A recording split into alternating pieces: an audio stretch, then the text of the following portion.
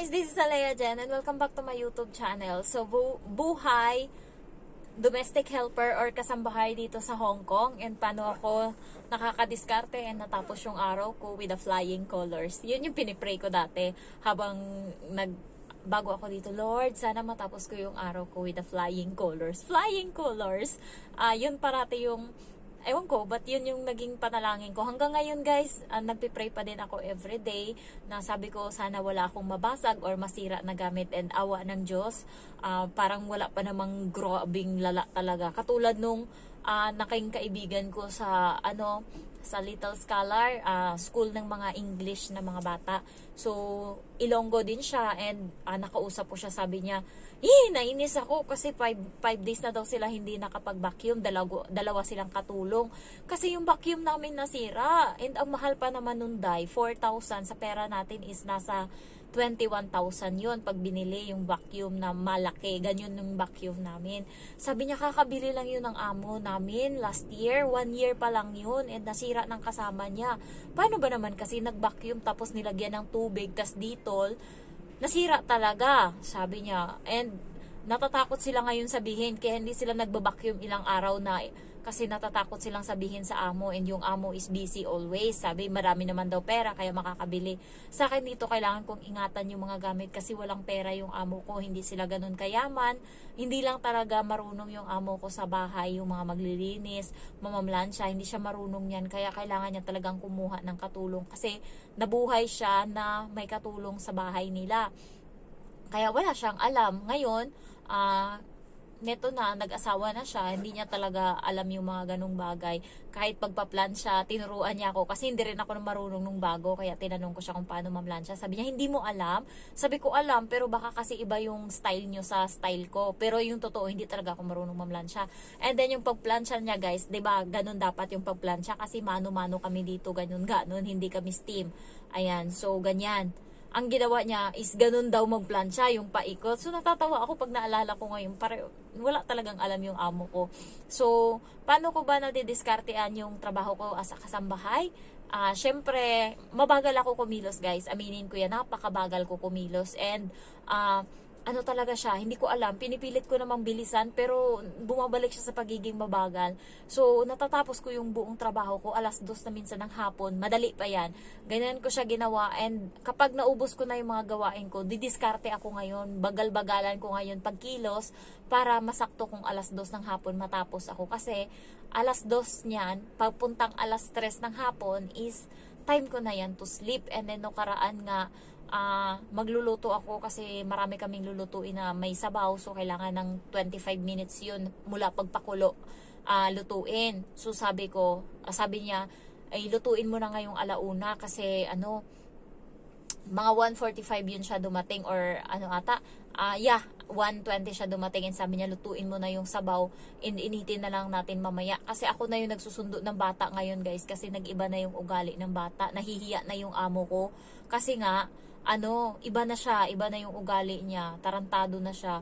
So, napapahiya na yung amo ko sa maraming tao. Ako, wala akong pakialam, hindi ako nahihiya kasi hindi ko naman naiintindihan yung salita nila. Kaya, minsan, nagugulat na lang ako, ang sama na ng tingin ng mga tao sa bata. And hindi ko alam. Katulad nung nandun kami sa my playing area, and merong malaking heart doon na upuan. So, pinipicturan ngayon ng Chinese. And nandun siya naglalaro. Sabi ng Chinese, pwede bang gumilid ka muna, picturan ko lang. Nakipag-away siya sa matanda. Partida, 5 taon pa lang yan. Siya, ang matanda is nasa 70 na.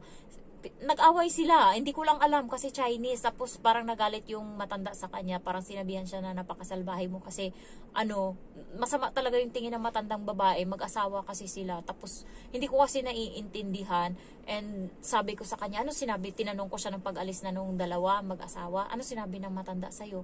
Sabi niya, nagalit sila, may sinasabi sila na alis daw ako. Sabi ko, dapat umalis ka, magpipicture lang naman sila pagkatapos nun. Sabi niya, pero nauna ako, bakit ako aalis? Nauna ako. So, ganun yung ugali niya. Hindi ko lang alam kung saan niya namana. Hindi ko tinuturuan yan. Yung mama yung nagtuturo. Kaya siguro ganyan yung ugali. And then, next is, nasa daan kami. And ngayon, naka-red light.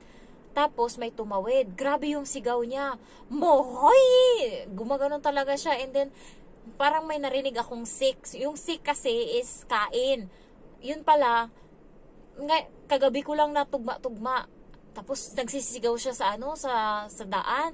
Tapos sabi ko sa kanya, tapit. Sabi ko ganoon sa kanya kasi hindi ko naman naiintindihan. Sabi ko, magkaka-sore throat ka niyan sa sa ginagawa mo.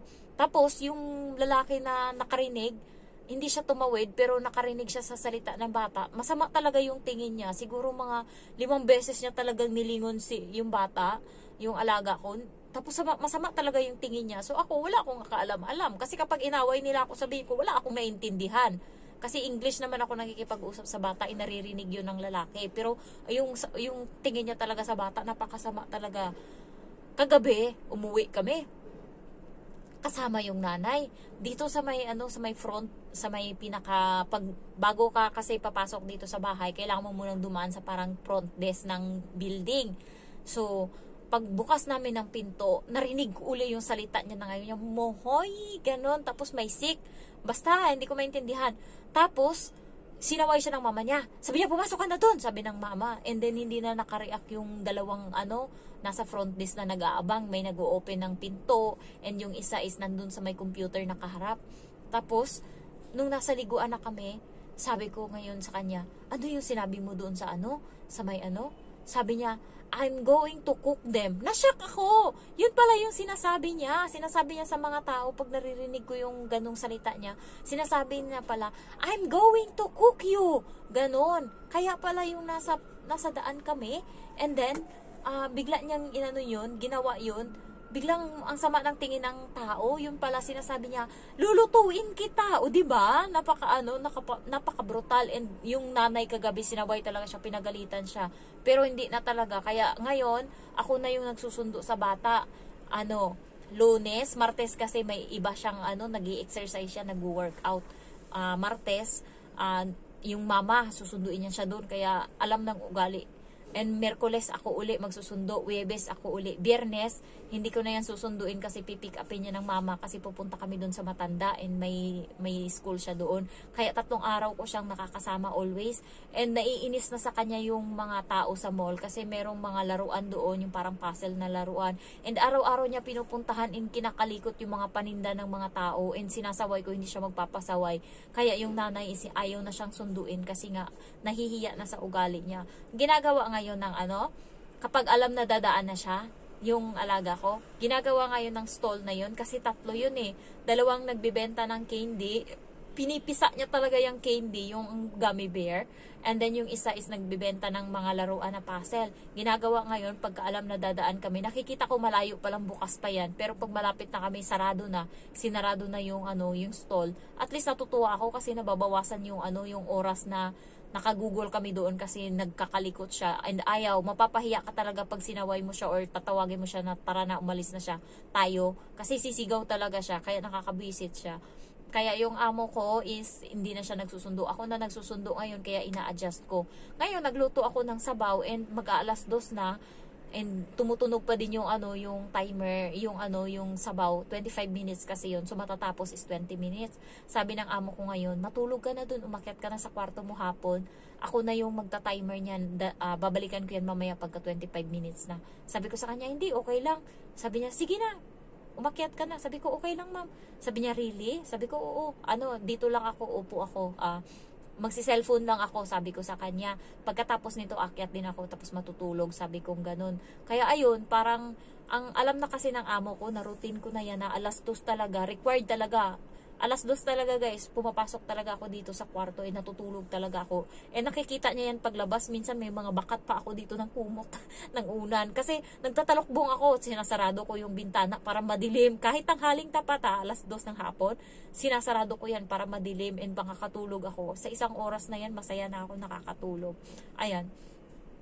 So, ganun ko dinidiskartean and minsan, yung kaibigan ko naman, kapag wala yung amo niya, kapag hindi naman madumi yung mga toilet, pinupunasan niya lang daw yan ng tuwalya or ng towel. Ako kasi talagang kinukuskus ko yan, paulit-ulit, araw-araw ko yung ginagawa sa loob ng 9 months, ganyan lang yung ginagawa ko. Kaya, parang nakakaumay na din, pero dahil mangungutang ako, titiisin ko yan. Sabi nga ng kaibigan ko, Ngayon, tinatamad kang magtrabaho kasi wala kang babayaran, yung sahod mo isayo. Pero kapag may babayaran ka, nagaganahan ka na para matapos yan. Sabi niyan ganun sa akin.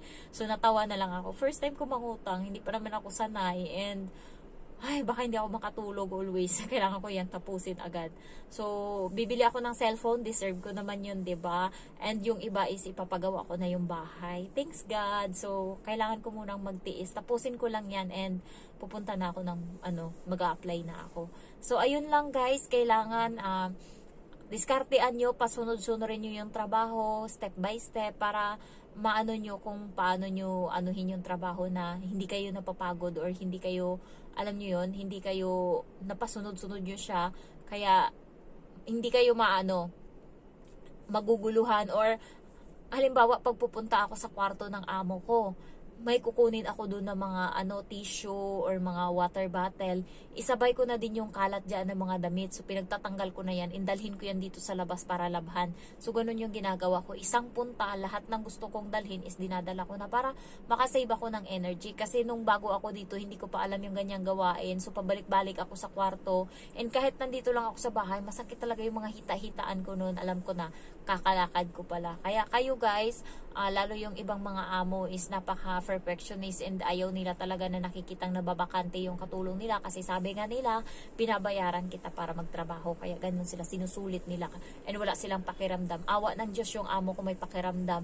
Kahapon dumating yung amo kong lalaki, gabi na, 9:30 and may dala na maleta kasi galing ng ibang bansa, Singapore doon ng 5 days. And then, may dalang maleta and then backpack. So, ngayon, natapos ako 10:30 and parang miss na miss niya yung asawa niya. Kwento sila ng kwento dito, tawanan.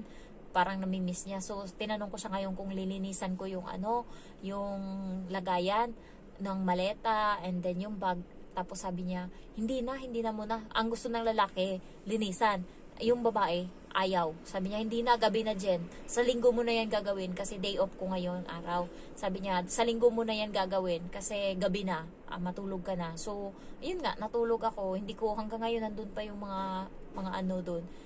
Yung ibang amo yan, ipapagawa na yan sa'yo. Susulitin na yan. Patatapusin ka 1:00, 12:00. Kasi nga, day off mo kinabukasan and hindi pa natatapos yung araw. Kaya pwede ka nilang paanuhin dyan, patrabahuin kung kailan gusto. Pero yung amo ko may konsiderasyon siya. Alam niya naman kasi na bigaya naman kami. Ako, hindi ako nagbibilang ng mga ginagawa ko. Dapat sila din, hindi rin magbibilang. So, awa ng Diyos naman. Okay naman kahit papano sa mga ganyan. Ayan. So, thank you guys for watching and sana mabait din yung mga amo nyo. Bye-bye!